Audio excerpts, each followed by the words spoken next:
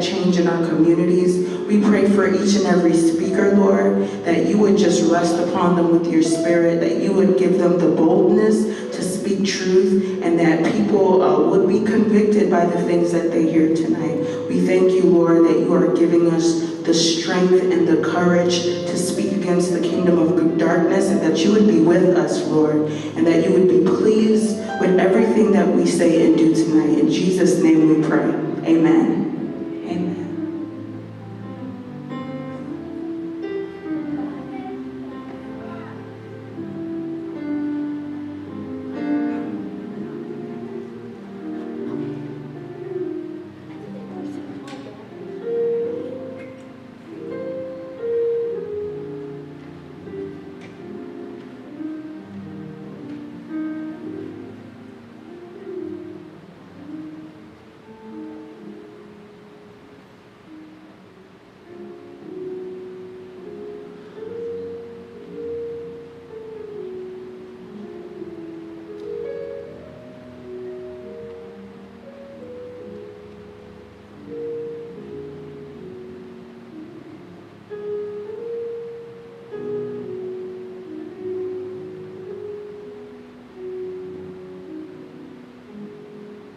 Good afternoon, everyone. My name is Malik Shelton. He is my brother from another mother, my colleague, Brother Ramon Jackson. I want to thank you all, and we want to thank you all for attending this meeting. We do hope that we all get something out of it. We think that this meeting is extremely important, especially now in these times and in this era, when there's been an orchestrated, intentional push to treat people like sheep and to insult their intelligence and to censor the fresh and free exchange of information and ideas, which of course is the basis or is the foundation of America and its democracy and its republic. You cannot have a democracy if the residents or the citizens of that nation are somehow browbeaten or intimidated or censored out of having their voices heard. And so, no matter what a person's opinion is, they're entitled to it. The danger is, which I saw a growing danger, and I really noticed it big time during the pandemic, when people are running around saying in these uncertain times, as though we've ever had certain times, or they were saying, be safe, be safe, be safe. I said, no, be free. Because there's no way that you can be safe, because the next second is not promised to any of us. That's all in the hands of the Lord or our Creator. And so I'd just like to say a few words about Mr. Jackson, Ramon Jackson, because he's very shy when it comes to such matters and home. I wouldn't be here speaking on these matters if it had not been for him. We met about 5.5 years ago. And I was drawn to his intelligence, and to his integrity, and to his work that he was doing here locally that I saw and experienced here in the city of Detroit. It's no easy task, especially in a city like Detroit. So you can't be a punk, as we say, to work these streets. And so I've been aboard with him, and we've had some challenges, but I wouldn't trade it for anything, the experience. And so with that, one other final thing. There's also a push to eviscerate the Second Amendment. And you hear all kinds of, as they say, misinformation. Most of the misinformation, and I'm a journalist, that I'm hearing, honestly, is coming from the Democrats. That's where most of the misinformation is coming from. And this misinformation said that the Second Amendment was meant so that you can protect yourself against your fellow citizens. No, that's not historically or factually accurate. The Founding Fathers put the Second Amendment into the United States Constitution as a safeguard against government tyranny. Because once they can take your weapons away, as has happened in China, as has happened in Cambodia in the mid-70s, government says, just give me your weapons. And it's happened here in the United States, especially as it pertains to Black Americans. They didn't want to see us with weapons. Once your weapons are taken away, then the government can come in and say, what? We got some trains waiting for you. We're going to relocate you to some different places, some nice places. They're called concentration camps or relocation camps. And you have no way to defend yourself. I saw a little bit of it with Joe Biden during the pandemic. Y'all remember when he got on TV? And he was talking about that COVID-19 vaccine, so-called vaccine? Some people didn't want to take it. And Joe Biden said out of his own mouth on TV, he said, look, I'm losing my patience with y'all. Not enough of you taking this vaccine. Now don't make me lose my patience. I turned to my wife, I said, what is he talking about? That sounds like he's going to try to make us take a vaccine if we don't want to take it. And so that came from the Democrats. So again, we're not going to allow ourselves to be bullied. We're not going to allow ourselves to be censored. And we're not going to allow ourselves to be beaten into not expressing our right as human beings and as citizens to express our views. Thank you. My name is Ramon Jackson. If y'all listening and y'all are here, please share this session that we're doing, because the objective is to reach people and impart knowledge on people. Before we go on to the slides, I want to first talk about, and people that's listening in on my live feed right here, want to talk about a case that's pending by the Republicans. First, I want to say this. When the Republican Party started, black people, and people listening in, it was started fighting for freedoms that we as blacks wanted to obtain. This is why the formation of that party, this is why the party was forming. Fast forward 150 years to right now. I'm a black man in Detroit. I got an election fraud case pending. That they cheating in the elections here, taking away our constitutional right to vote. Something that we hold sacred, that we hold dear. Okay, something that we all say our ancestors died or that we can do this. So right now I got a case pending in the courts. I got no support from the community besides the people that's here and the people that's with me and 180 Church, pastors on the 180 Church, and the people that's fighting with us. But the Republicans is fighting the same people right now with the cases. They probably dropped 3 lawsuits, 4 lawsuits on the same people that we saying cheat. Just was looking at a lawsuit that was filed about hiring by the Republicans August 27, 2024. And that lawsuit was about a FOIA request for footage of the absentee ballots that came up missing. Now, black people, do you know that in 2020, Detroit won the Padlock Award? Do y'all know what the Padlock Award is? The Padlock Award is an award that's given by thousands of journalists in this country for the most impartial government. It's a award given to a public entity who hides public information. So we won the Padlock Award in 2020 for withholding public information and deleting documents. So fast forward to right now, today, August 27, a lawsuit come in, and what happened? Deleted documents. So this is what's going on. So when people ask me, why am I a Republican?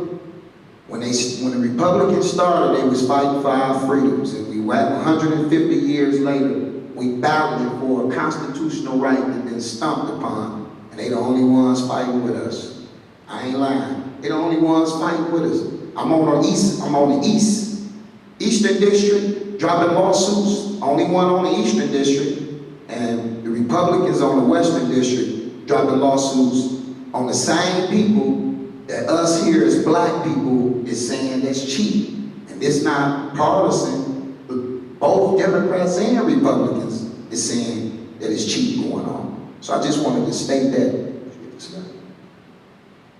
I got this first slide right here. The reason I do slides is that people can have a visual of what's going on and that we can understand government. Everything that we talk about in these slides is going to pertain to voting, and it's going to pertain to your right to vote, and it's going to pertain to the power of a politician. I got SBA and I got FEMA up there, which is multiple cabinets and multiple departments that belongs to the federal government. But these ones right here is important because they're important to the black community, because these are names that's common, FEMA and SBA. SBA is the first one. It was started by a Republican president 70 years ago. And since SBA started, it has for the most part been a blanket denial on blacks that apply. Most of the time, if you apply for SBA, it was a rule that says we do not give money to start up businesses. Okay, so let's examine that. We don't give money to start up businesses. Well, most of our community is poverty-stricken. We are from families of poverty. So we don't have the necessary funding in order to start a business, nor are we from families that have wealth hard to start a business. So when you tell us that we don't give funding to start up businesses, automatically cripples us. So this stayed closed. So you had blacks, and not just blacks, people participating in or applying for SBA loans, and it was blanket denial. It had got to the point where people didn't even see SBA as a source of funding no more. It was just there. It was an entity. Who runs SBA? The president. President appoints the director of SBA. That's who. So what is a director? Director is what a director is. It directs. So if a director is appointed by the president and the director directs the SBA to go in a direction, that's the direction that the SBA is going. All the way up into 2020, SBA was closed. In 2020, you will see that the portal of SBA opened up in the black community more than it opened up in the whole 70 years of its existence. In 2020. And 2021, it closed. So let's examine it. President in 2020 was who? Trump. So it opened more than it ever opened in the black community in its life. More black people learned about SBA in 2020 than the whole 70 years that it exists. More people have faith in SBA in 2020 than the whole 70 years that it existed. Opened up to the community, forgivable loans, which was grants, and then immediately in 2021, by mid-2021, shut down. Don't talk about it no more. And that's the same with FEMA. These are programs directed by our president. So whoever the president is would put directors over SBA and over FEMA. So when people saying why is the black vote leaning towards Trump, because blacks haven't forgotten that SBA opened for the first time in their life. They haven't forgotten. And so that's why a lot of people is siding with Trump. And so those are the reasons when people say, why is the black voters vote, or why should you vote for Trump? 70 years, and our tax dollars going to SBA too. SBA has made anything that's coming from the government is the people's money. SBA is all of our money collected through a tax base. That's what makes up what we call government funding. Most of the government officials, I have to say this, they don't have no money. Most of them, by the time they make it to office, they was really poor. So this is not government money. SBA, FEMA is your tax dollars. So we gotta remember that, and I just wanted to state it. How laws are enacted, the death penalty. The reason I got that because we're dealing with an issue right now where they brought Attorney General Dananiss came to Detroit to talk to black people about how, now I want y'all to understand this and want y'all to listen to this. This is the top prosecutor in the state. Top prosecutor. She said she wanted to come to Detroit to talk to black voters in Detroit about how Trump is going to be hard on criminals with the death penalty. Now listen to this. This is the prosecutor of the state, the top prosecutor of the state. She wants to come to Detroit and talk to us about how Trump is going to be hard on criminals. And this is her campaign measure. But listen to this. She's telling him that for drug offenses, Trump said he want to get a death penalty, as if black people is moved by criminality. As if that's going to be a platform for us to embrace the Democrat Party, as if we are defined by criminality. Come here and tell them that they're going to get hard on drug dealers, and black people will jump because that affect them. News flash. Most black people is not locked up. Most black people have never sold drugs in their life, okay? Most black people have never been to prison. It's 1% of the people right now that's incarcerated. That is not the majority.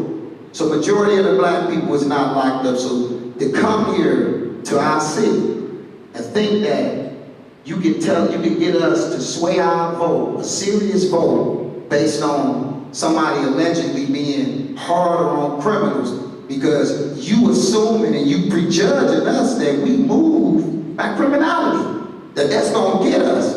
Our population is not that easy to be pushed, nor are we moved by criminality, nor have all black people been involved in crime. So we can't buy those measures. So I wanted to talk about that particularly for them. Another thing is this. It's 27 states that got the death penalty, meaning that the other states that don't have the death penalty, the residents didn't vote on it. Now federally, the death penalty is in place for certain crimes.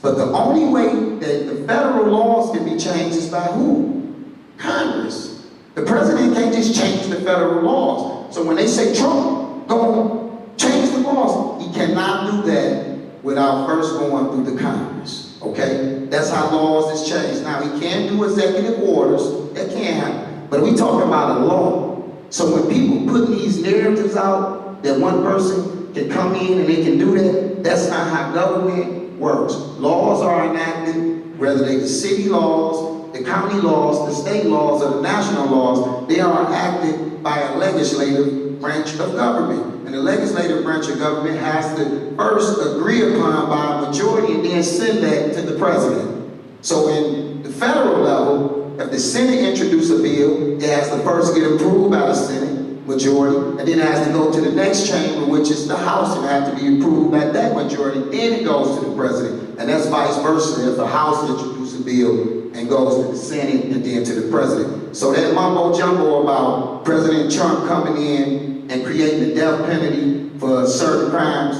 he can't do that. They will have to go through Congress. And hey, a lot of the Congress is your fellow Democrats. So if that passed, it will have to go through them. I just wanted to say that. I don't know if you wanted to add something to that. Thank you for that, Brother Ramon. Just to shed a little bit more light on Dananiss, the Michigan Attorney General. And she's a Democrat, by the way. Not too long ago, she came on the media, and she actually said, and there was no outrage. This is what she said. She says, there's some laws in Michigan on the books that I agree with, or that she agrees with. And she will enforce those laws. But there are other laws on the books here in the state of Michigan that she said that she does not agree with. So she's not going to enforce those. And there was nothing said about that. So basically she says she's going to cherry pick with laws that she thinks based upon her personal preference. And the laws that she was talking about enforcing were the abortion laws specifically. And the laws that she was saying that if there were laws either that's on the books in Michigan or that were forthcoming to be put or to be enacted that she perceived to be anti-abortion, she was going to take it upon herself not to enforce those laws. This is the madness that we're facing here. And one other thing. You remember when Joe Biden was running for president 4 years ago. He got on a public platform and he stared in the camera. And he said, black Americans, black folks out there in the nation, if you don't vote for me, you ain't black. Imagine if Trump had done something like that. Imagine if Trump had stared into the camera and say, my fellow white Americans, I got something I want to tell you. If you don't vote for me, you ain't white. It would have been an outrage. The media would have been all over it. So my point is, we're dealing with a very sophisticated and slanted in a media, mainstream media, MSNBC, CNN, ABC. We saw that during the debate. Trump was debating not just Hillary, not just Harris. He was debating the two moderators as well. And he still did very well, in my opinion. We have to be very, very diligent about how this media is forming public opinions and brainwashing people. I've never seen anything like it in all my days. It's basically brainwashing people and turning people into a cult. And they're getting violent now. And not only getting violent and aggressive in terms of trying to shout you down or limit your ability to have an opinion or to express your opinion. They're actually now threatening physical violence if you don't toe the line, so to speak, or if you don't think the way that they want you to think or have an opinion similar to theirs. And this is very dangerous. It smacks of fascist governments over in Italy under Mussolini or under Hitler, beginning in the 1920s and 30s, which culminated in the Third Reich and the Nazis. It smacks of communist China, which began under the Mao, Chairman Mao, in North Korea, as well as the Khmer Rouge under Pol Pot in Cambodia. Don't think it won't happen here. So again, before I turn it back over to Ramon, all this be safe stuff that they were saying, be safe, no, we gotta be free. We wanna be free, not just safe. Safety is not guaranteed to us in life. The next second ain't promised to none of us, but we wanna be free. Because we all got an expiration date in this life. But while we're here, we demand to be free. So the next one is poverty roots. Poverty roots is very important because a lot of the issues that we face in these majority or these black communities and these black congressional districts throughout the country is rooted in poverty. And what is poverty? What do poverty create? Poverty creates crime, mental health. These are all symptoms of poverty. So when you withhold resources from people and marginalize a group of people, you will see the results of crime in any community. You don't see male fars or entertainers' sons out there robbing people and carjacking people. That's not who you see doing that. You see people in poverty robbing people. People got money, they don't think about robbing people. Robberies, breaking and entering, drug selling, all these crimes that trickle down to violence or trickle down to just dilapidate our communities is all rooted in crime, poverty. You ask most people who sell drugs in these communities, who rob people, who break and enter, you ask them why they doing it, is because of money. No other reason. So when you talk about a community that's poor, a community that's down, and you talk about crime, if you don't address poverty, you're not going to be able to get to the root of it. They had an initiative between Ohio, Michigan, Tennessee, and Pennsylvania. People from Detroit know that a lot of our black young men goes to Ohio, Tennessee, Virginia, and Pennsylvania to sell drugs from Detroit. Those are what you call drug hubs. So they leave out of Detroit, travel into these cities or these states in order to sell drugs. That's a common figure that's going on, and not just Detroit, but a lot of the urban sectors.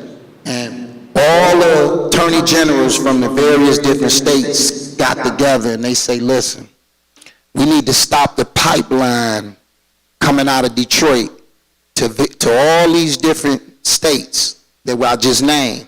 The pipeline, they said we need to stop the pipeline coming out of Detroit. First off, there ain't no pipeline in Detroit. It's no drugs grown in Detroit. Drugs is brought into Detroit from somewhere else. So the pipeline is not from here to the other places. The pipeline is what comes into Detroit. It's because Detroit is a hub, and then it goes out of Detroit. But however, Barbara McQuaid, she was the U.S. attorney in the Eastern District appointed by Barack Obama. She said something that baffled me.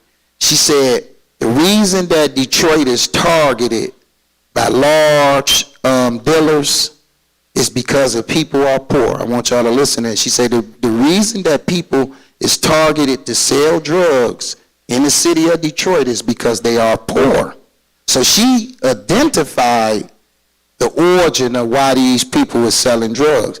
But when it came to the results, it was lock them up. It wasn't, okay, they poor, so they targeted. This is her admitting this to the other prosecutors that this is the problem. The problem is they poor, so they easy prey.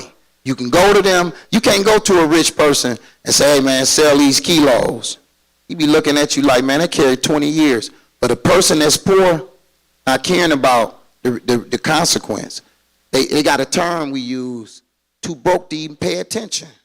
You know? So they ain't even paying attention to no consequence, and ain't paying attention to anything. The bottom line is that bottom down right now, the instant gratification of what they trying to do, or instant needs that they trying to fulfill, is driving them. And she identified the origin of it, which is they preyed upon because they poor. So people can come here and get them to do things like murder people for $10,000, $15,000, and $5,000. And they doing it because they desperate.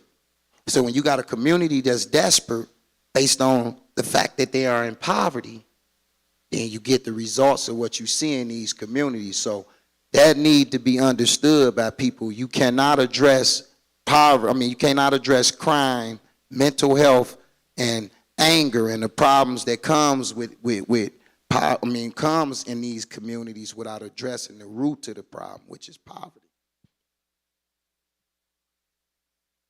Yeah, even the police chief, excuse me, even the police chief of the city of Detroit has come out, Chief White, and said, we're not going to be able to arrest ourselves out of crime in Detroit. So that's a true statement. Even he admits it. Another problem that we have that goes hand in hand with poverty is subpar or substandard education, you know, in our public education systems. I mean, it's just obvious. And in these cities, with these schools, these public education systems, in all of your major cities, New York, Chicago, Philadelphia, Detroit, St. Louis, Kansas City, Indianapolis, on and on and on. They're all Democratic-ran cities. And so the Democrats have control, and they operate and they run the public school systems in those cities. Nobody but Democrats. The school boards are dominated by Democrats. But when the children, the schools have turned into cesspools and places of decadence and dysfunctional, displaced activity and degradation. And they're coming out of the schools. And they're not learning anything except how to be essentially anti-education, anti-intellectual.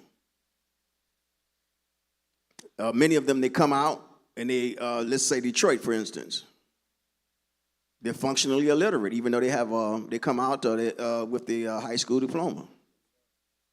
And so if they are living in poverty and they also are miseducated, that almost guarantees that many of them are going to fall off and get involved in dysfunctional activities or criminal activities and then wind up in jail or in prison. I'm going to say this and close and turn it back over to Ramon. I did a little research. My wife remembers. She was at my side. I forget what sparked it. We were talking about the jail, the Wayne County Jail. I said, well, you know, the Wayne County Jail is ran, the sheriff, Warren Evans, is a Democrat. He grew up in Detroit, black Democrat. He runs the jail. I said, well, I think that Wayne County is majority white, although it does have a large black population. I looked up the stats. If I remember correctly, roughly 53% of the residents of Wayne County, Michigan, identify as white. And then about 42% or so of the residents of Wayne County are listed as black. Then I said, okay, let me look at some more statistics. I look at the inmates, the racial demographics of the inmates of Wayne County Jail. 78%, close to 80% of the inmates in the jail are listed as black.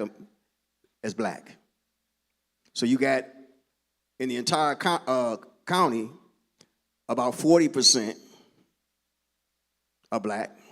But when you look at the jail inmates, 80% are black.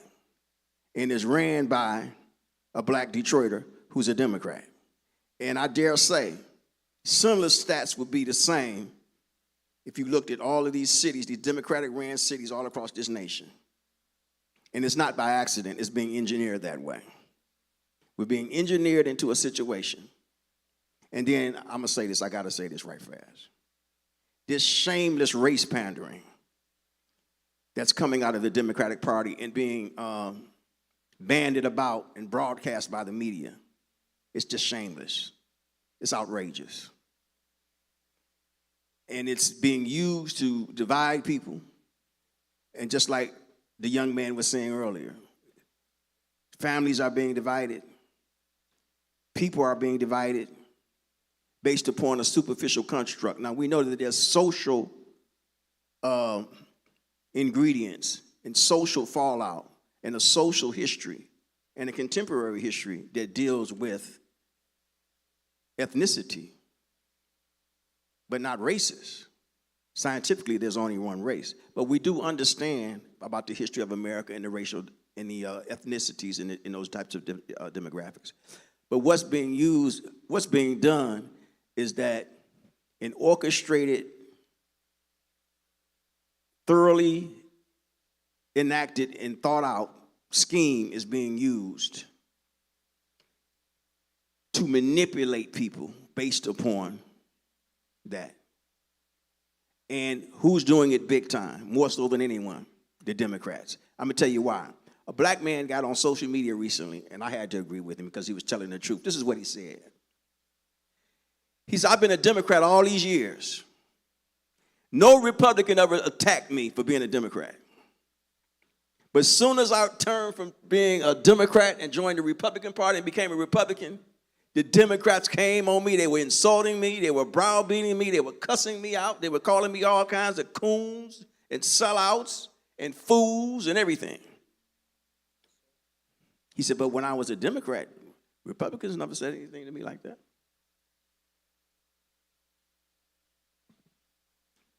Poverty is, as brother said, is created.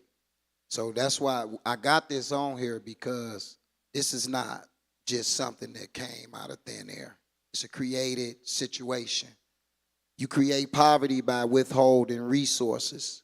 The resources that's been coming to our communities has been withheld from us for decades. For decades. I want to say this. Brother, they said that me and you works for Trump. Do you know Trump?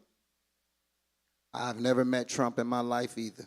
So black people in Detroit, me and his brother do not work for Trump. We do not know Trump. If we work for him, he ain't paying us nothing. We local jokers, okay? So, yeah, I just wanted to say that to you and say that to my people. We do not work for Trump. We do not know Trump. We do not work for the Republicans. We work for the people of Detroit, okay? That's who we work for. And what we do is speak the truth about if those people in these elected positions that we having a problem with, and I always state this, if they was Republicans, I'd be suing them. I'd be trying to remove them. I'd be trying to do everything to get them out of office if they was Republicans doing what they doing to us here. All my fights, every time I fought a battle, in a courtroom, in a council room, in the Senate room, it has always been a Democrat that was doing something to our community. And I'm going to tell y'all why. Because those are the only people we vote in those positions to do something to us. See, you have to put a person in a position to do something to you. If you don't put a person in that position, they can't do nothing to you. So Republicans is not doing anything to us because we do not put them in the position to do anything to us because we won't vote for Republican. So when they say, because people is talking that, why are they talking about the Democrats? The Democrats is the people that's running our cities and running our counties. Who else should we be talking? So should I talk about a Republican mayor, a Republican city council in another city who's not passing ordinances, policies, not raping us out of our money that's trickling out? Why should I talk about him? What relevancy would that person have to our conversation? So the only reason that we are identifying the priority of the people that's harming us because we had a divide right now in our country on which way to go. Some of our people is voting Democrat. A lot of our people is voting Democrat because the overwhelming majority of black people are still voting Democrat. Even if we move the needle to 23%, we still have an overwhelming majority that's going to vote Democrat. But that's higher than it's been in 50 years if it moved to 23%. That's higher than it's been in 60 years, and they totally need to vote. Yeah, a lot of the criticism that I'm getting when they find out that I won't vote for the Democratic candidate for president are coming from individuals who've never said so much as a whisper about all of the work that Ramon and I and others have done here in the city of Detroit against government corruption, against government malfeasance, going down to the council innumerable times to advocate for the residents who are having their tax dollars and their grant money stolen right from under their noses, going off to Lansing, to the state house, the state legislature, to talk to state senators and state representatives about voter fraud going on in Detroit, about bond fraud, Bondgate, because we had the largest municipal bond case on the mainland of the United States. Only the Commonwealth of Puerto Rico beat us out as far as our bond case. Over $4 billion, close to $5 billion worth of municipal bonds issued on our backs here in Detroit illegally. All kinds of issues, contracts being sent overseas or sent out of state that's supposed to go to the residents in the city of Detroit by law. Just a plethora of issues. Not a whisper for any of these people. They wouldn't show up. We almost had to beg them to come down and advocate for it. They wouldn't show up. Never had anything to say. I engaged them in conversation. Didn't even want to talk about local politics. But now, guess what? The national election, the presidential election, argued with me all day long and half the night. I can't get rid of them. I said, where were you at all these other years? But now they want to argue. Send me long texts. Call me up. Send me long emails. You know what I'm saying? But these same individuals didn't have anything to say about the corruption and the government malfeasance that's going on right under their noses downtown. You couldn't drag them down there. But now these same people want to debate with you, want to argue with you, want to insult you, want to call you names based upon the presidential contest. So you know what I had to say? Don't worry. After the election, you're going to go right back and crawl under a rock again. I don't have to worry about you after the election. I want to say this real quick. Next month, it's going to, a month from the day the presidential election should be wrapping up. By wrapped up, president should be decided. And what we're going to witness is a media shutdown. They're going to go into shutdown, and they're not going to mention elections. because you're going to be going into local elections. Elections not even going to be mentioned. All this hype goes on. It's going to go right on all the way into November, and then it's going to shut down. Why is it going to shut down at the local elections? Why? I thought the presidential election was important, was the most important. The one that they talk about the least is the most important.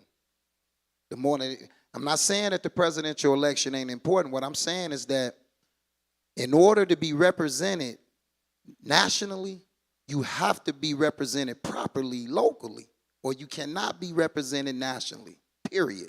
If your local people is not in order, your national people is irrelevant, because everything trickled down, it won't make it to you. None of the policies that flows from the national level would trickle down to the local level. You can't flip Detroit to Republican by putting a Republican president in.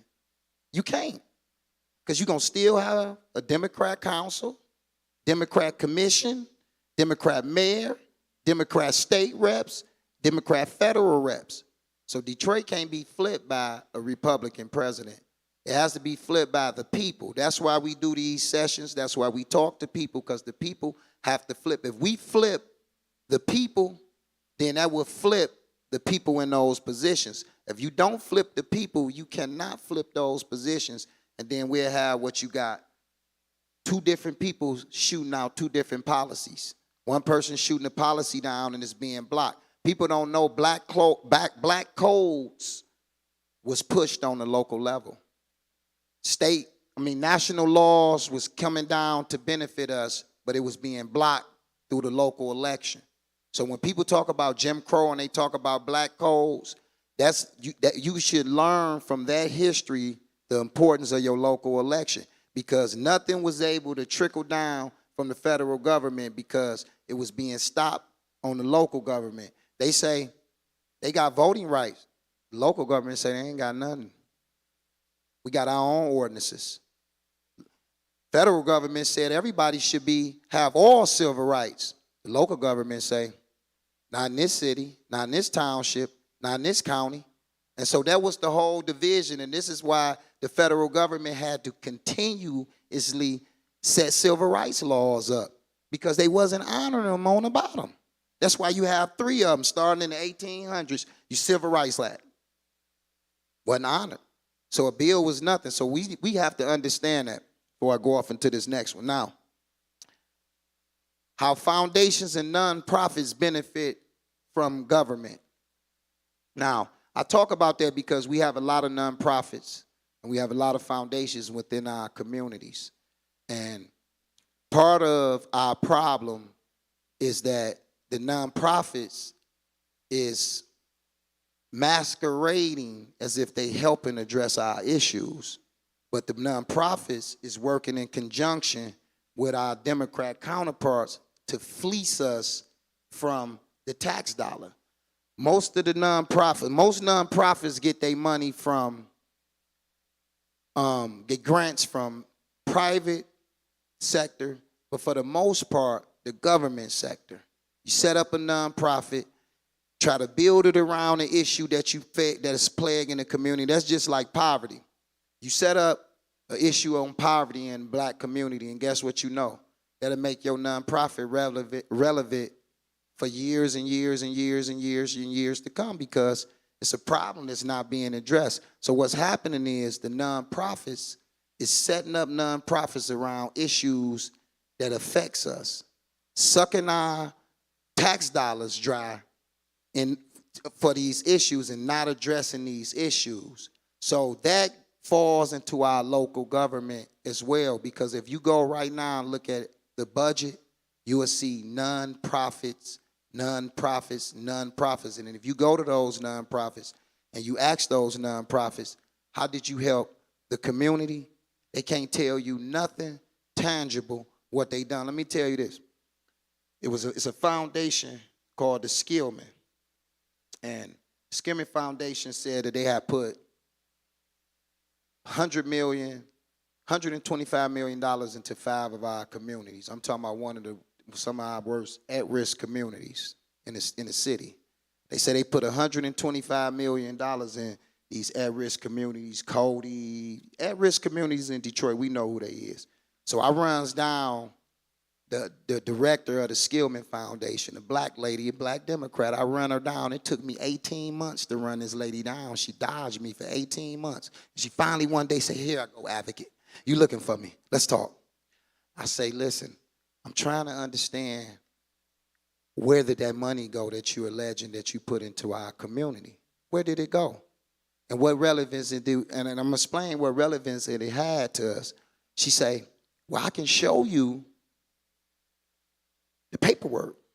She said, if you want to meet up, I'll give you an itemized list of everywhere the money went to. I said, you going to show me a list of where the money went to? I said, I can't see no results of it. She said, no, the list. Look at the list. So she was going to show me where the money went, but we couldn't see the actualization of $125 million. That's like you giving your son $1,000, say, go school shopping, he come back with a receipt, and he ain't got nothing. And he say, you say, well, I thought you went and got you some clothes from school. He say, I did. He go to receipt. That's everything I got, coat, everything on there. And I'm like, where the clothes at? Ain't no clothes.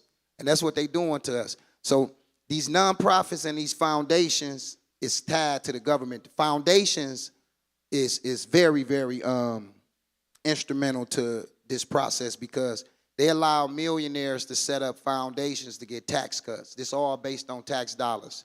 And the foundations can set up a foundation around a cause that supposedly benefit the community. So they set up a foundation around a cause, but it's all to avoid paying taxes. What they have to do is give a certain percentage of grants to the community. So say, for instance, you got to pay 15% normally or 20% normally. If you set up a foundation, you only have to pay 5%.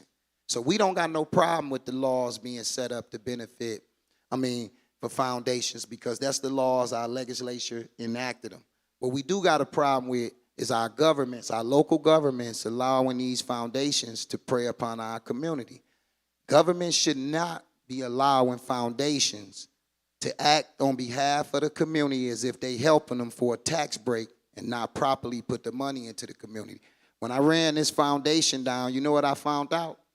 The grant money was being earmarked. The 5% that goes supposed to go out in grants, it was being earmarked to nonprofits because foundations normally give grants to nonprofits. That's how I normally go.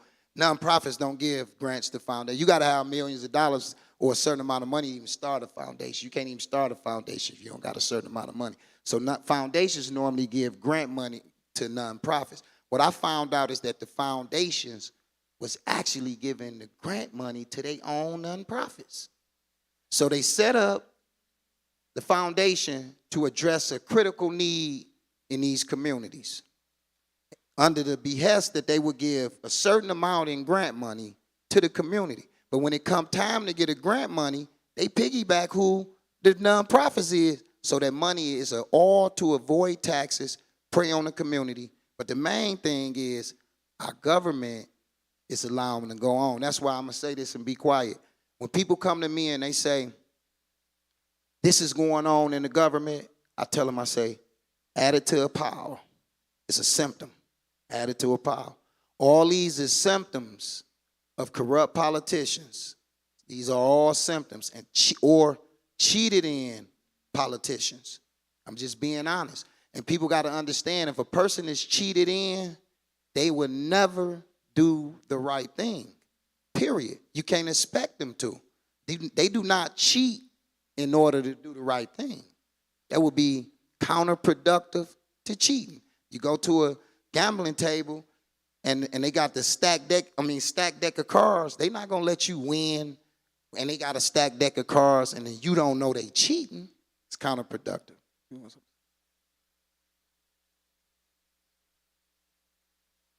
I was just going to say that, as you well know, Ramon, we have gone to court several times and argued some of the cases pro per. We have gone into the lion's den, faced their best, and came out the best. proved our point, even had their big guns that they threw against us, concurring with us.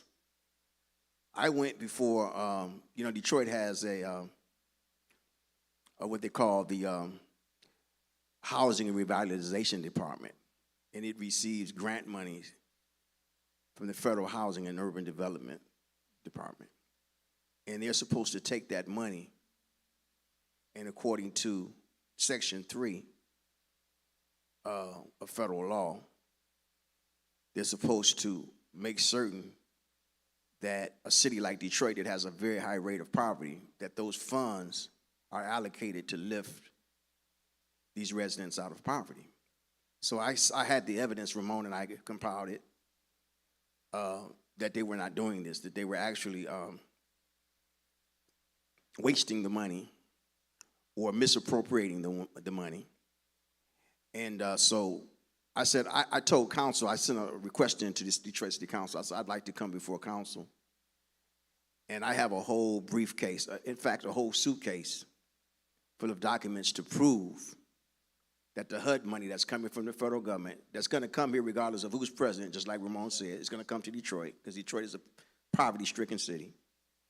I said, I want to come before council and show you through documented evidence, dates, places, addresses, times, individuals, how this money is being misappropriated.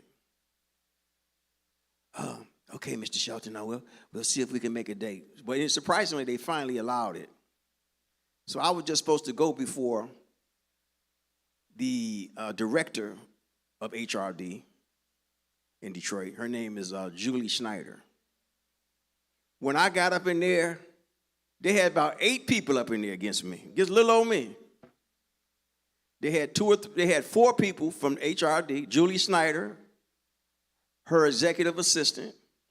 They had 2 lawyers and 3 or 4 more people from the Legislative Policy Division, all lined up against me.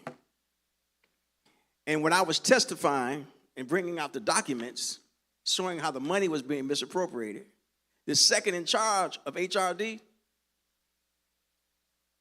she was agreeing with me when I was talking. She was doing like this. You can see the video. But guess what? The Democratic Council, all 9 members of the Detroit City Council are Democrats.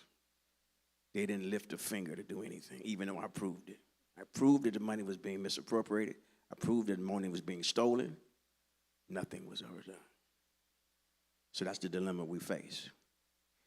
As Brother Ramon said, regardless of who's president, there are certain monies that are going to come here. The ARPA funds, they sent exactly $826,226,290 to the city of Detroit in ARPA funds, American Relief Plan Act funds. It came here. Even before the money got here good, they were lying and cheating at the Democrat-run city administration. They said, oh, we got $700 million in ARPA funds. I said, what? Oh, okay, that's right. We got $800 million in ARPA funds. I said, what? Yeah, we got $800 million. I said, no, you got $800 million, $226,000, and $290. That's what you're supposed to say. We supposed to forget about the rest of that money? Okay, Mr. Shelton. We got $826,296,290. Excuse me, $826 million, and the rest of it. And so I'm just saying, the COVID-19 funds got here. Remember that during the pandemic? They had the deputy mayor at the time, Conrad Malik, before council, talking about, I'm going to form a little task force. We're going to have about 10 people, and we're going to go through the neighborhoods and knock door to door and find out what they need. So what do you mean? What do you mean find out what they need? You know what they need. Look at their communities. They need help. They need resources. They need the resources that were sent here by the federal government to help them. But I'm going to have a pilot program. That never happened.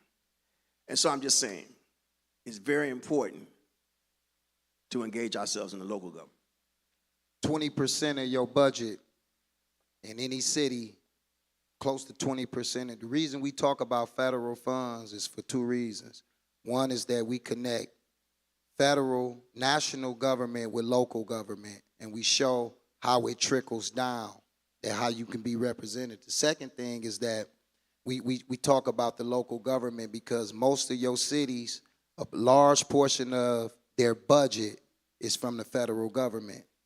So if you got a president in office, no matter who he is, they mandated to send it down to the city. If you don't get it, it's your fault because you're not controlling that individual. So I just wanted to let y'all know why we constantly emphasize the local aspect of things is because it's all connected. You cannot be represented if you don't know the scientific way that the government works. Trump proposed John Dent tariff, how correct policies benefit people. I was interviewed today, and they asked me about tariffs. And they asked me what did I feel about tariffs. And I said to them that if tariffs is implemented on large corporations that's trying to outsource products or jobs, then tariffs serves the people. So this John Deere tariff for 200%, how do that benefit the people? This is a policy of benefiting the people, just like we talked about NAFTA and we talk about different policies, because you can have an emotional reason why you support somebody, but having an intellectual reason why you support somebody and being able to connect it. And that's what we come with. We ain't off emotions. This is total sound reason. That tariff is the John Deere is moving products and moving production to another country. So when you move production to another country, you do it for cheap labor. And then, so guess what? You deny people jobs in this country. So go over there, get cheap labor, move it over here, move the product back, move it to the people. So when you put a tariff on there, you make it not even worth doing it. So that tariff benefit the people. So people say he putting tariffs on companies, he putting tariffs on things, he putting tariffs on. These tariffs benefit the people. And we have to understand when a policy benefit us and when a policy hurt us. And that gives me to the proposal that's currently on the ballot in Detroit right now. Proposal S. They telling people right now to vote to maintain an 18 meals on each 1,000. Now they say, we just gonna maintain this meal. What do that mean? Okay, so this is what I'm explaining. It's a proposal that you're gonna be able to vote on in November. People, residents of Detroit, called Proposal S. That proposal was initially implemented in 2009. It was a proposal to build 20 schools. Guess what happened? They tore down schools instead of built them schools. And when they tore down the schools, we still bared the budget because they issued a bond. So we paying bonds right now, bond payments on schools that don't exist. And now they coming to the residents saying, we want y'all to maintain that same meal that we got. And they lying to us saying, it's not going to raise your taxes because you stand at an 18. You already at an 18. But this is what they not telling people. So remember, people that's listening in, it's a proposal on the ballot in November to maintain 18 meals for the schools. All that's saying is that they will drop the meals. So the 18 may drop to 15. That's less. But they saying instead of dropping the 18, we going to maintain it at 18, and they trick the people to believe that you're not getting nothing different. You already at 18. Not telling you that is you really getting an increase of 3 because the 18 was going to drop to 15. But it's not going to drop to 15 because they saying vote to maintain it at 18. Okay? So it's a trick. Not only that, we shouldn't vote on that millage no way because they already ganked us in the whole process. We paying debt back on schools that's tore down. They were supposed to build 20 schools in 2009 with Proposal S. 20 schools. Instead of building them schools, they tore it down. They took one of our schools, a middle school, converted it into a police precinct for students. And guess what? That police precinct for students that they converted the school to look better than most of the schools, the precinct. We made them move Army Humvees from the lot. They bought Army Humvees, had detectives, K-9s in the school that they was funding with the school budget. So those policies, we have to know what you voting on. Me personally, I think cheating is going on all proposals, because this is how I look at it. Who in a right mind, if they paying $600, would vote to pay $800 under any circumstance? Who would do that? Who would go to the polls and say, this is $600 for you, and you look at it and you say, it's $800 now. Who gonna really vote to do something like that? I don't think nobody in their right mind is voting for most of these proposals. And I'm not saying that some proposals is not good. What I'm saying is that the trust level with our government enables me to not vote for no proposal. And I know for a fact, Detroit residents that's listening in, that proposal, that school proposal, is a ripoff. Them schools is gone. So why would you continue to pay for pay a high meal on a school that no longer exists? So I just wanted to say that about them policies. Essential versus non-essential. And I got the example is COVID-19. The reason I got essential versus non-essential is because when we dealing with businesses and what we want as a community and what we demand from any politician, we demand essential businesses. During COVID-19, I think people got a glimpse of what essential and what non-essential was. Everything that was essential, it stayed open. Everything that was non-essential closed. The difference between essential and versus non-essential is that essential items is items that's needed, something that you have to have. That's why they had to maintain gas stations, grocery stores, all those various different things. Those are essential businesses. So when we talking about developing our community and growing, this is what we demand and must demand out of politicians. Right now they come down here and they sprinkle around $30,000 grants to black people here. A lot of the Democrats, this is how they trick us. They find 100 influential Democrats in our city, give them all $40,000 and do a ribbon cutting with them with a small rec center. They talking about it's a gym and it's no bigger than that little space right there. And they say, yeah, opening up a gym in our community. They turn around and give a person a grant and say this is a grocery store and don't even got a parking lot. Okay? So the reason I got essential versus non-essential, because going forward with any candidate, whether it's a presidential candidate, whether it's a state candidate, county candidate, or local candidate, our funding have to go to essential businesses. That is the only way that we're going to be able to develop and to grow. Those are turnkey businesses. A gas station is an essential business. A person do not care who the owner is when they pulling out. Right now, my car is on E. It stay on E for real. When I pull out of here, I have to go to the gas station. It's not something that I have a choice. I got to pull up to the gas station. Another thing, I don't care who owns that gas station. So when I hear people say, black people don't support each other, that ain't, a person support themselves. This is business. When a person pulling up at them gas stations, they don't care who their owner is. They don't care what color the owner is. They don't care what color the owner is of the store or who owns that store. They going in that store to get exactly what it is that they need out that store that's essential. So when we going forward to these politicians, we want funding for essential business. I'm going to say to them, be quiet. Funding to start an essential business going to be far more than it is to do a non-essential business as well. Essential businesses cost far more money.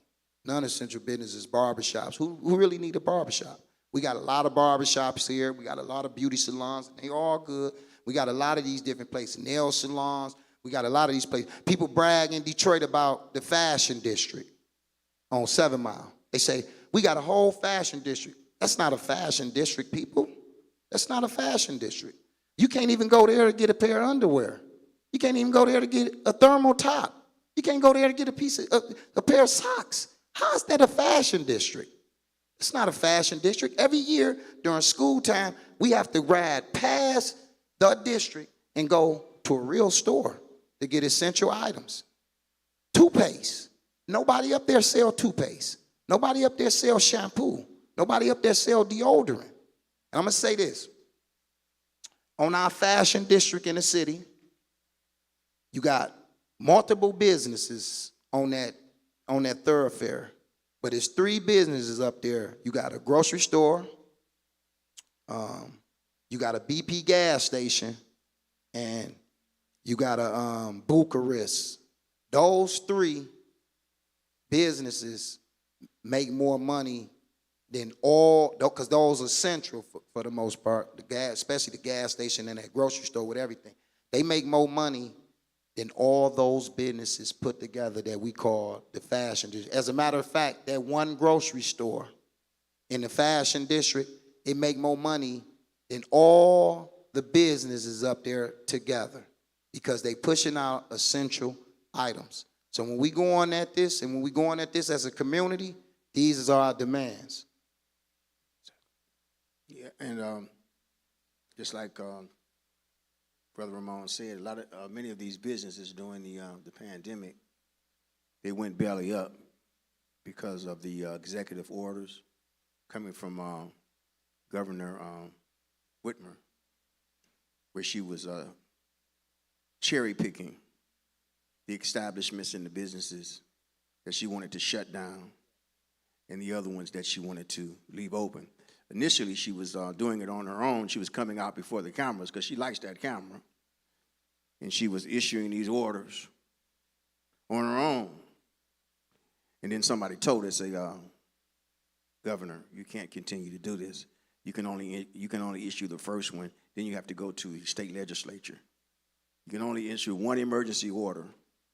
And that, and that has a duration of approximately, I think it's 90 days. And after those 90 days elapse, you can't keep issuing orders. Even though it's a pandemic, you can't do that. You have to go after the initial order, and those 90 days elapse, then you have to go to the state legislature. And the order has to be issued through that process. And so then she says, okay, so then she went and she got her Michigan health officer. And he started issuing orders. But here in the city of Detroit, it's a very politicized position. The chief health official. She's appointed. Her name is Dananiss Fair. She's appointed by Duggan. And she doesn't even have the credentials. She's not a medical doctor. She doesn't even have that much of an education. I think she has a master's degree in public health or something. But she's not really qualified to be over a city that as large as Detroit with its tremendous health issues. It has more health issues than any municipality in the whole state of Michigan. Detroit has the worst. And so during the pandemic, Duggan had her issuing all these orders. But it didn't make any sense because the pandemic by this time was beginning to wind down. And she was still leaving the government buildings, the city council, and the other city government buildings and meetings shut down. They had, too dangerous, COVID, can't go in. But at the same time, all over Detroit, people were in the gambling casinos, spitting and coughing and playing craps and poker and everything.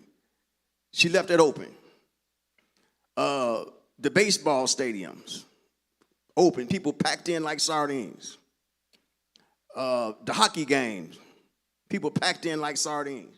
The football game, people packed in like sardines. But when it come down to try to go to city council, too dangerous, COVID might get you. And so we actually went down to the health department at least 3 times, didn't we, Brother Ramon?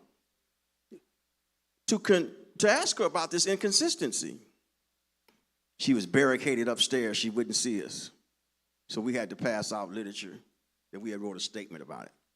And so I mentioned that to say they play games like this. So we have to be very, very aware of the types of games that a lot of the things that are being done, state level, local level especially, don't make any logical sense. It's just foolishness. It's just actually, it's not really foolishness on their part, because what they're doing is they're manipulating the public. And people aren't paying attention. And, you know, we don't just talk about them. We actually give them the opportunity. We go down there in their faces and give them an opportunity to explain themselves. They hide from us. Or sometimes they do this. I like to say this. We make a statement or ask them a question or give them a concern. And they got to the point now, they don't even try to lie to us. They just look at us like this.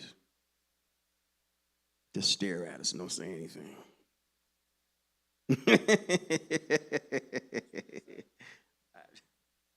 So we can wrap it up. Charter schools and school management companies. I put these, as I say, I put these slides on here because we show how everything is connected to government. Everything. So when people say, I ain't into that, you are into it, it's into you. It's into everything that you're doing. You can't run from it. If you're sitting here amongst us or you listening in amongst us, you are into the government for you to even be existing. If you're not into the government, you'll fall out right now because you're paying taxes on water, paying taxes on energy. You clothe. So if you before me, you are into the government. There's no way you can avoid it. So I talk about charter schools and school management companies because a lot of people don't understand what a charter school is. And I refer to charter schools as school management companies. They all about tax dollars. They all about getting control of your tax dollars. So what happens is school management companies normally ran by corporate American executives. You look on charter schools, most of the charter schools, you will see they don't have nothing to do with schools. Most of the people that's on those charter schools are former executives that found a way to capitalize off our tax money. So money that's diverted to the schools, you set up, you ever heard of a property management company? It's just like that, school management company. Property management company manage properties on behalf of people who own properties. They pay them a certain things, they rent them out. So what charter schools do, school management companies, is they set up school management companies, get contracts with government to divert tax dollars that would go to public school personnel in order to help. And this is where it comes wrong at. When you go charter, you take away the people power, because now you're not under the direction of board members who are elected in by the people. You understand what I'm saying? And so what these companies do is come in and not set up ways in order to educate your students. They come up and set up ways to save money, to cut costs. That's what they do. So we got to understand that charter schools is connected to our government. It can't happen without the government sanctioning it. The funding that goes to these charter schools has to be directed from the government to the school management companies in order to operate. So nothing is without the government sanctioning. I'll say this and I'm going to be quiet. When you come into a city, you can't build or do anything in a city without first going to that city's politician. You can't come in no city and do nothing. You got to go to the politicians. You got to get permits. You got to get zoning permission. You got to get all these various different things in order to operate in the city. So nothing can be done in this country without a political undertone.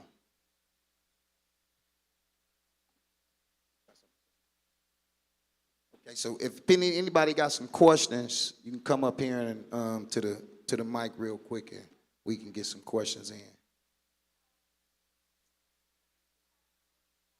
Everybody to take a picture of this information. We're showing you in details billions of dollars at the expense of our Detroit public schools, our kids, our libraries, our homes, our property, our utilities. Billions have been stolen under this Democrat Party, with all these people sitting there at the council table giving away tax incentives to billionaires. And they are stripping you of your land. They got illegal drainage fees. Then they want to do a bulk fee. And there have been lawsuits in other places against that drainage fee, saying that it's illegal also. So anyone who wants to can take a picture of this information where it's showing you bit by bit how we're being strangled and we're being robbed of our tax dollars. They're tricking us by voting against our interests with those millages. You're voting to tax yourself. And the only people that is gaining are these developers that's running this city. Thank you. I want to say this. Thank you, Sister Sylvia. I want to say this real quick, because we hear about the bankruptcy all the time. When the bankruptcy happened, our governor at the time was who? Granholm. Person that people love, people admire her the same way they admire Gretchen Whitmer. And she ain't did nothing but cut our throat. So we got to understand that we are admiring people that straight up cutting our throats. People talking about we moved by giving her some Cartier glasses. And as I said, and I got to say this, she wouldn't even be honest. She went on the Breakfast Club. She wouldn't even be honest with the people. They asked her about some Cartier glasses. She told the people she couldn't afford them, knowing dang on well she can afford them glasses. Instead of telling her like I tell a person, I don't wear that. I'm too old to be wearing some of them type of glasses. She lied to him, wouldn't even tell him the truth. Say, oh, that's too rich for my blood. But a little poor black guy in the neighborhood can afford some Cartiers, but the governor of the state of Michigan, who got $1 billion budget and her husband got a boat, she talking about, oh, they're too rich for my blood. She wouldn't even be honest with us. So I just wanted to state that. Hey, I wanted to say thank y'all brothers, Brother Ramon, Brother Malik. You guys could be doing anything on Friday, but y'all here educating the people. I want to bring to your attention, also we got to keep in mind about the black hosts, TV and radio. Watch out for Roland Martin and Al Sharpton, and even locally, Mildred Gaddis. Yes, sir. I call her show on Sundays, and I let her know about these essential business. They put me on mute, and they hang up, and she said on live radio that it's just not enough black business out here, and that's just a bold-faced lie. Brother Ramon found a brother that run his own blood company. He tests blood. I know guys that got roofing business. They got to travel 2.5 hours away. Myself, I'm in the transportation. I say, well, Mildred, why can't we run our own essential business, and why won't you check these elected officials that you invite on your show like Mary Waters? Ask her why she's not giving this to her. They just refuse to answer the question. And two gentlemen, and ladies and gentlemen out in the audience, when Ramon and Malik talk about the cheating, and they turned me on to it about a year ago, and we checked my address, they stopped sending the mail. Within the last 3 weeks, y'all, been in my address for 10 years. Norman Daniels, Bryce Davison, Ebony Foster, Samuel White, Bryce Davis again, Latasha Thurman. I don't know these people, y'all. Do you know any of them? Excuse me? Do you know any of them, brother? Don't know these people from Adam or Eve. So again, y'all, how can somebody never stay there? They stopped it. But when it started getting close to election, I'm starting getting their mail. Here's proof in the pudding, ladies and gentlemen. Thank y'all. Brother, real quick, Brother Fool stayed next to what we call one of the voter trap houses.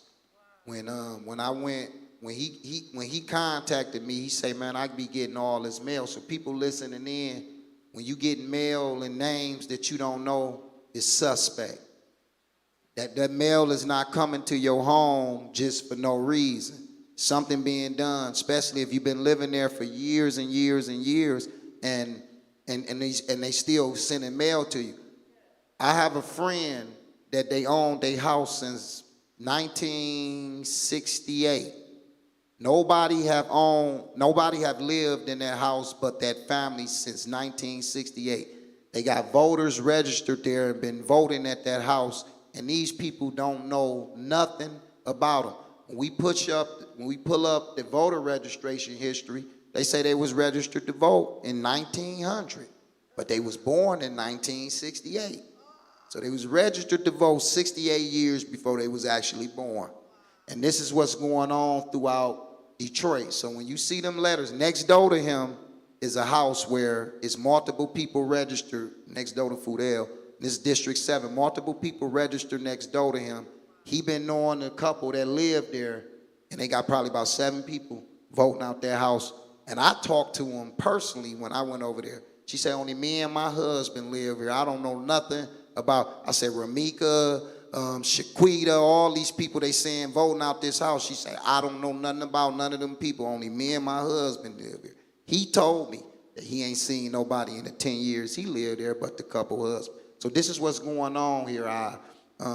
Our local government and our government in general has been cooped, and that's to everybody in the state.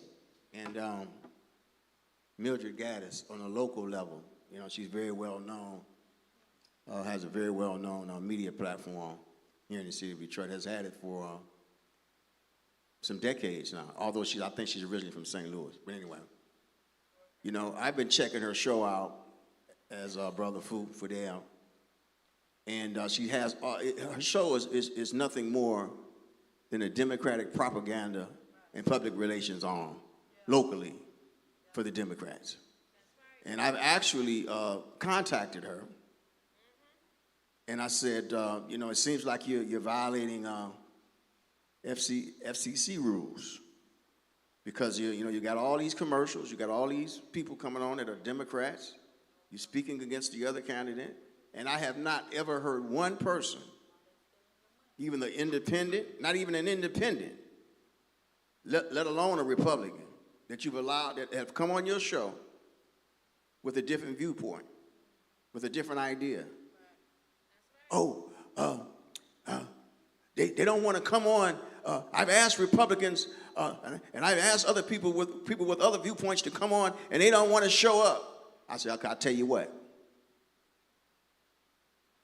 I'll come on, yours truly, Malik Shelton, and Ramon Jackson, who's a Republican. He'll come on. We'll both come on. Here's the information. Here's my contact information. Schedule a time, we'll come on. You couldn't hear a pin drop. And every week that she's on, she comes on every Sunday morning. Mildred Gaddis. I get on there, and I give her the same challenge. I said, Mildred, you haven't contacted us. I thought they wouldn't come on. You couldn't get anybody wanting to come on. We're willing to come on. We'll come on. You know, we've never run from a debate. They can say a lot of things about Ramon and I, but they can't say we've ever ran from a debate. Silence. That's all you get back from. So she's just a sham.